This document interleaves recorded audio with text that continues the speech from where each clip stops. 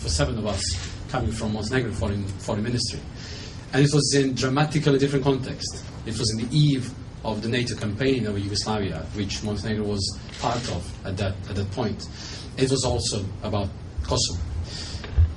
12 years afterwards, I think we're talking about different Montenegro.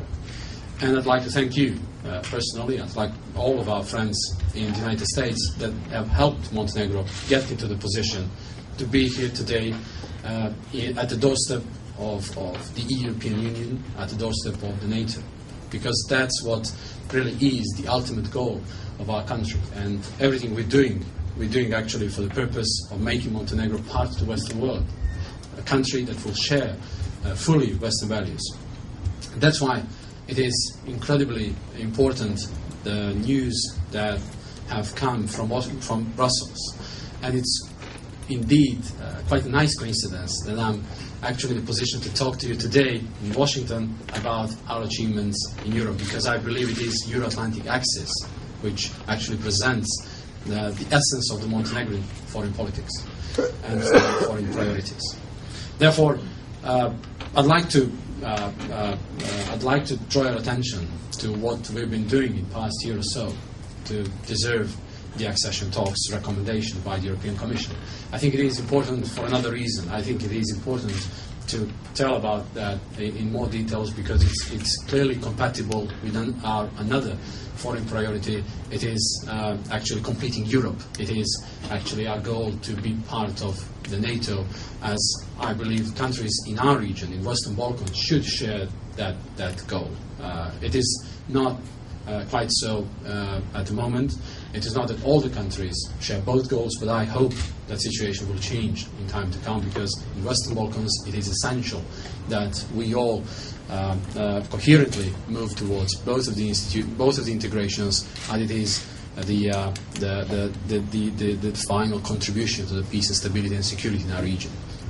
Therefore, I'd like to draw your attention to what we've been doing in the past year or so in order to respond to those 7 benchmarks that the European Commission set before us a year ago. It was about supervision of Parliament over the executive office. And we had to bring about the new elections law in order to make it fully in line with the new constitution. It sounds quite a technical and measurable indicator to pass a law. It shouldn't be so difficult. But it, at some point, appeared to be difficult, because our opposition wants to make a deal over some other issues that are very important for Montenegro. It was the language, basically political language deal over the educational language. It may sound a little bit absurd, but in Montenegro there is people who speak Montenegrin, there is people who speak Serbian, there is people who speak Bosnian, people who speak Croat. There are, of course, people who speak Albanian, but it is not a South Slavic language, but other 4 are South Slavic languages. And it's basically the same language, but there is fundamental human right that you have to respond to. And there was a certain need to discuss over that issue, which is very important. And there was need to find a solution which will be appropriate with regards to our constitution. So we had a dialogue, and actually, I think the benefit we had over the elections law is that finally we passed it through the Parliament. We responded to one of the benchmarks, but as a positive externality of the process, we showed that in Montenegro, in Western Balkans, political leaders can find a solution through dialogue over most difficult issues. And I think it is a good example, not only in case of Montenegro, it is a good example for the region. Secondly, it was a challenge to continue with the improvements of the public administration. Our public administration obviously lacks administrative capacities. We have to work to make it, to improve the situation, because later next year, when we enter the real accession talks with the European Union, it will be a lot more sophisticated, a lot more technical, a lot more statistical phase of our integration. We'll have to improve administrative capacities. Therefore, we've had to pass new pieces of legislation. We've had to accommodate for new procedures, new practices, in order to make it as efficient public administration as possible. Given that we're a small country, it makes it even more difficult, because in the process of European integration, you need to have all those sort of institutions that other big countries have. It's just that you have to be more efficient and more effective in producing adequate outcome. Rule of law. That's one of the most critical benchmarks. Not only for Montenegro, it is one of the most critical ones for all the countries in the region. There's been a wide scope of activities in order to respond to the rule of law, in order to respond to the need to combat organized crime and introduce anti-corruption policies. And I think we've also showed quite credible efforts in doing so. With regards to the rule of law, we have even gone so far to amend the Constitution.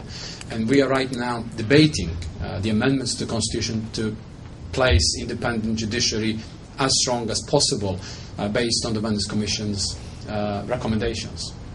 But there is also a passage of several new pieces of legislation which will make it more transparent, more effective, more efficient court procedures. And there is all set of activities to improve the way our system performs at operative level.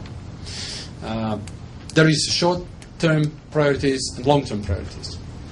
Of course, in all of these activities, we are at every moment aware that we are not going to solve the problem of the organized crime for good by only doing what we've done in the past several months. We're not going to weed out corruption all of a sudden, because it is something that it's not so easy to weed out. And in all other benchmarks, more or less the same. It's just that what we've tried to do is to show credible efforts that our institutions could tackle all of those problems. And that's why we have managed to convince the European Commission to acknowledge that and ask the European Council to approve the recommendation to open accession talks.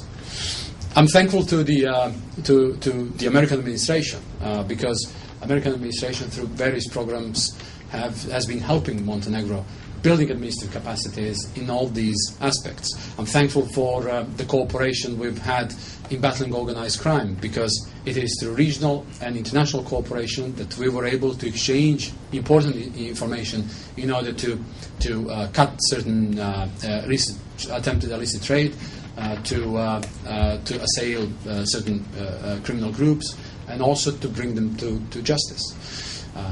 So therefore, those activities will continue, because that's the only way it can be. We have reached out to the civil sector. We have reached out to NGOs. We have managed to create an atmosphere of cooperation. Every piece of political system has its role. Government is there to govern. Opposition is there to criticize. Civil sector is there to be a partner and to some extent to be a watchdog. Media is there basically to be a watchdog. So civil sector is there to help to resolve a lot of problems that could be resolved in a joint activity. And through the process, I think we can identify a number of people who could later on help our administration to navigate through the accession talks we're going to have, because some people that belong to civil sector could be very credible partners in negotiating certain chapters with the European Commission, and that's the intention we will have, to introduce as many people from the civil sector, from universities, people with specialized knowledge, because that's what we'll need. We're a small country and we cannot afford to waste any human resource. We have also reached out to media. Montenegro has joined a handful of countries, or dozen of countries rather, that has excluded defamation from the criminal code. Of course, there were opponents to that decision. I think very strongly that it was a necessary move, because at some point we have to show strength to move or to cross certain lines of traditional behavior in Montenegro. That doesn't mean, of course, that we have sorted out all the problems by only excluding defamation from the criminal code. I think there is more to be done in terms of the freedom of expression, in terms of freedom of speech, and that's important. And we will continue supporting free media. At the same time, what I'm advocating for is that is the need for the media to gather around and set a self-regulatory body. That's the only way to introduce more professionalism, more standards in reporting, to make it really a sustainable role of the media community in any democratic society. So we all have to understand that we have to work to improve the way we perform. That's the only way it can be. And last but definitely not least, benchmark was related to the human rights. Human rights in terms of policies, anti-discrimination policies, and the need to resolve the legal status of some people who are internally displaced people, actually, that moved to Montenegro as a consequence of the earlier troubles in the region. And most of them belong to Roma population. So by doing that, by concentrating on those activities, we have improved our legislation. We have also set up certain mechanisms, certain vehicles that will help monitor the human rights issues in time to come. And we have also invested a lot of efforts to help those Roma population not only resolve the legal status, but by making simple gestures, introduce them into the system. My office has employed one of the young, talented Roma people, and I think we need to offer that chance to all of them. That's the only way to make those vulnerable groups part of the system, part of the administration. And that's what it is about when we're talking about European values, when we're talking about tolerance, when we're talking about providing people with a chance. All of this I've explained in a bit more details because I believe some of these benchmarks are overlapping and are very compatible with another foreign priority. It is NATO. I believe that the sooner Montenegro gets into the NATO, the better. The better for Montenegro, because it will be a final contribution to the security in Montenegro, but it will be extremely positive example for the other countries in the region that we have to cherish security, we have to cherish political stability, and it's not easy. It's not easy in our region. There is still several open issues which I will come to in a couple of minutes' time. So we'll be focusing on all the necessary reforms we have to undertake in order to reform the defense, in order to reform the army, in order to to introduce standards which will make our army compatible with NATO. That's of course that goes without saying. But additionally, we will further commit to peacekeeping missions. We are already part of the ISAF mission in Afghanistan. It is sometimes difficult to explain to our people why it is important for Montenegro soldiers to be there in Afghanistan. And it is not only because it is a clear signal that Montenegro is ready to assume all the responsibilities as part of the NATO. It is also our clear evidence that we are ready to assume responsibilities that are expected from every country in the world to tackle global challenges. It is probably it is probably difficult to explain all of that, but that's exactly what we're trying to do. And very recently, we passed a new decision to expand our participation in Afghanistan by creating additional room for the people who will be in charge of training, instructing Afghan police and Afghan army to help the security transition move as fast as possible.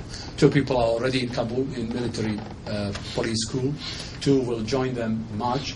And probably, as we've been advised, over time, as security transition moves, we may be asked to replace soldiers with more instructors, more trainers, because then there is more added value to the process. Because we are interested to help the very process move as swiftly as possible. Of course, knowing all the challenges that the allied countries are facing in Afghanistan.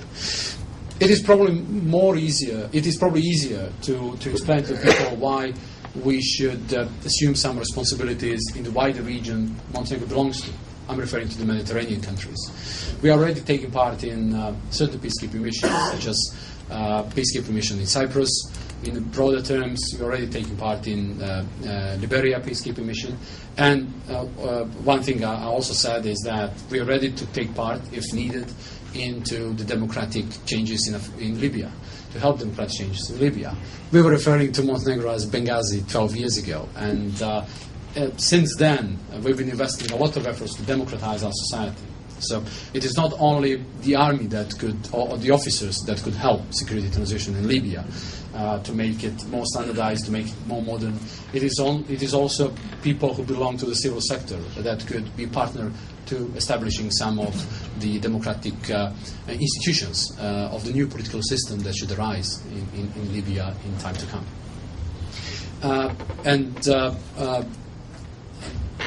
Third obvious priority with regards to NATO will be to fight for more public awareness in Montenegro.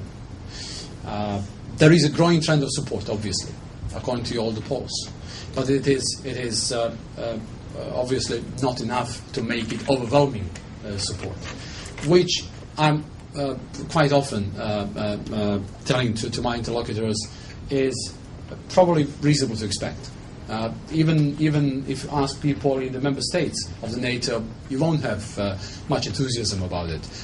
But I think this is not what we're talking here about. Actually, what we're talking here about is the need to make certain decisions which you simply know are good for your country, even if people sometimes would not fully understand. But that's what leaders have to do. Sometimes they have to fight for the cause which not many people understand. And at the same time, we need to work diligently to try to pass the message as convincingly as possible. Interestingly enough, when you ask people whether Montenegro will eventually become part of the NATO, 80% respond yes. So there is obviously an implicit consent to that. There is no real opposition to that foreign priority. And I think that's what matters more than simple surface indicators. So people simply prioritize things differently, and we have to continue explaining to them, and that's why part of the government ministers will be visiting several all the municipalities in the upcoming months in Montenegro to discuss economy, to discuss social situation in those municipalities, but also to hold public events to talk more about the need to join security integration as far as Montenegro is concerned. It is quite convincing if people who belong to other portfolios than being Prime Minister or Foreign Minister or Defense Minister talk about the need to join NATO. And from the security point of view, not from their own portfolio point of view. Briefly on economy, which I believe is quite important, as many people wonder what Montenegro is going to do in the European Union if in times of economic hardship, which I'm trying to explain. As I believe that Montenegro should go to the European Union, I'm convinced that European leaders will find a solution to weather the economic storm which is about, and I'm sure that Euro will survive. And this is not only because of the costs of Euro exit or the breakup of the Eurozone. It is also because economic system of European Union has been intertwined so deeply that there is basically no more national economies. It is going to get intertwined even more. And I think that it is only in times of the crisis, global crisis, that we have really understood how globalized our economy is and how globalized it will be. Therefore, it is important to invest all the necessary efforts to save economies, and I'm hopeful that it will really happen. But we are concerned. We need to be concerned because some ineffectiveness in decision making, and the fact that Slovakia, for example, yesterday rejected the bailout plan to expand the adequate facility, is definitely going to increase concerns. Therefore, certain decisions have to be made very soon. But in the meantime, what we can do as a small country that is pretty much interested for the stability in the capital markets is to conduct economic policy which will deserve credits. I yesterday had meetings with the President of the World Bank. I had a meeting with the Managing Director of the IMF, Ms. Lagarde, and I explained basics of the economic policy of Montenegro, which is focused on three pillars. First pillar is fiscal and financial stability. Next year's budget deficit should be about 1.5%. And we should be able to contain public debt at about 43-44% of GDP. That sounds quite good. But the problem is that we are all walking knife edge. And it is easy to change that situation if there is no access to the capital markets, if there is no recession, if there are big shocks from selective default in Greece or some other ineffectiveness, sort of ineffectiveness in making decisions, then it may be a lot harder for the countries.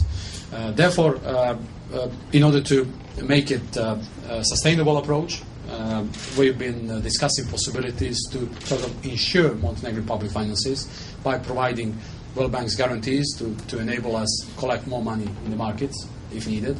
And also we'll be discussing possibilities of cooperation with the IMF that help small countries have access to capital markets at some decent cost. But this is also short term, and I think one of the reasons why the crisis has prolonged is because many people have only talked about the short term. It is also about long term. It is about structural changes. It is about business climate. The only way to support entrepreneurs is by cutting red tape. Coincidentally, it also helps cut possibilities to corrupt administrations. So there is positive externality in attempt to improve entrepreneurship. But that's exactly what we're doing.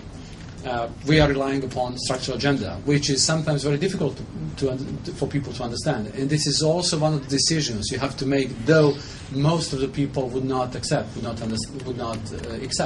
I've been watching TV these days when I'm in my hotel room, and normally CNN.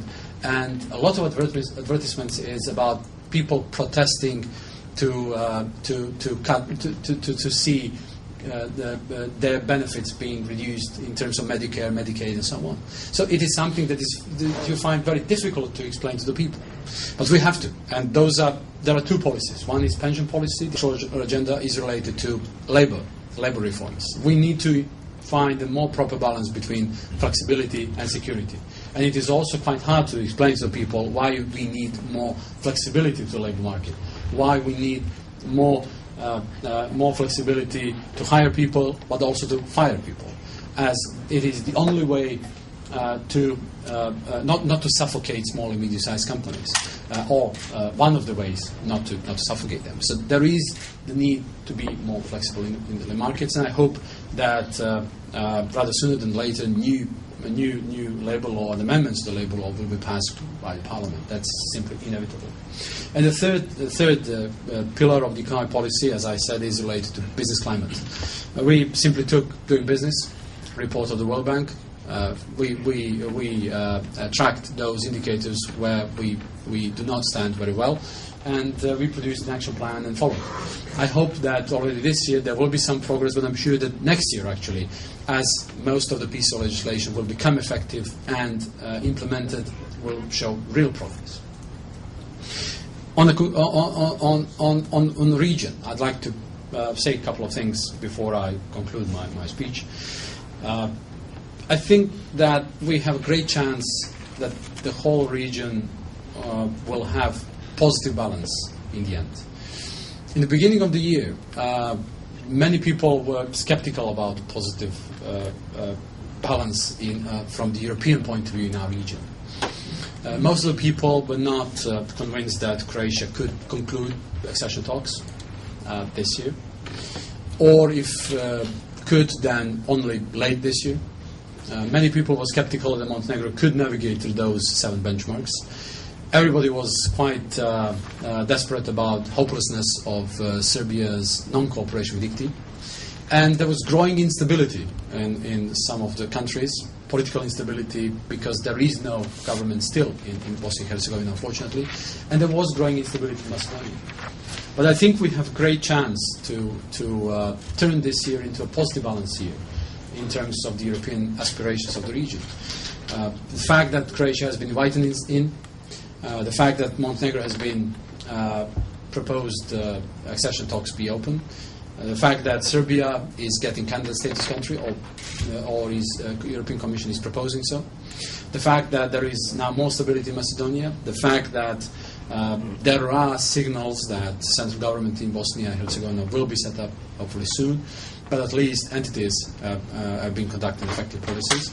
And the hope to resume technical talks between Pristina and Belgrade, hopefully this week, will definitely be a good signal, because we've seen changing tides this year. First half of the year looked promising, then we had deterioration because of the relationship between Belgrade and Pristina, and now again after the European Commission's report it looks more bright. So I think we need to grab the chance, and I think that all sorts of decisions should not be postponed, should not be delayed. And I hope that European Council will, as soon as possible, make a decision to approve European Commission's recommendations, because it will be a strong impulse for the security in the region, strong impulse for the political stability in the region, and it is going to set the ground for economic prosperity in time to come. I'd like to thank you very much for your attention, and I hope I'll have some possibility to respond to questions if there is any. Thank you very much.